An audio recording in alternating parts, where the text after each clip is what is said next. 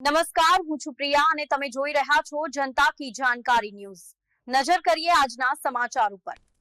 Rail નદીના પાણી પહોંચ્યા સરહદી વિસ્તારમાં। થરાદ તાલુકાના રાહથી થરા હાઈવે પર રેલ નદીના પાણી રેલાયા। રેલ નદીના પાણીનો પ્રવાહ રસ્તા વચ્ચે રેલાતા રસ્તો બંધ। રસ્તામાં આવેલા રેલ નદીના ધસમસતા પ્રવાહમાં વાહન ચાલકો અટવાયા। રસ્તો બંધ થઈ જતા રાહદારીઓ સહિત વાહન ચાલકો અને વિદ્યાર્થીઓ મુશ્કેલીમાં મુકાયા। રિપોર્ટ ભરત ઠક્કર, ડીસા, બનાસકાંઠા।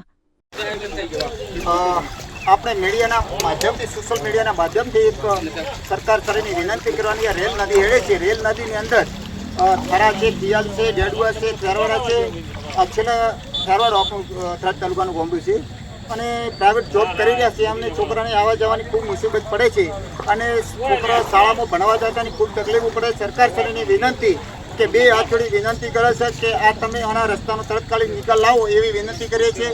અને સરકાર આ કોઈ ઓભળતી જ નથી, ભાજપની સરકાર ક્યારે પણ ઓભળતી નથી। વારંવાર રજૂઆત કરીએ છીએ અમે, છતાં પણ અમારું ઓભળતી નથી। અમારા તાલુકા પંચાયતના ડેલિગેટ હરિભાઈસિંહ, ધોનાભાઈસિંહ, જાનાભાઈસિંહ, ઘણા બધા લોકો છે, મોળથરના છે, ફેરવાડાના પણ અમારી સાથે છે મિત્રો। આખા પણ રજૂઆત કરવા હતી શંકરભાઈ અધ્યક્ષ સાહેબની વિનંતી કરીએ કે તમે તત્કાલીન આ રસ્તાનો નિકાલ લાવો એવી।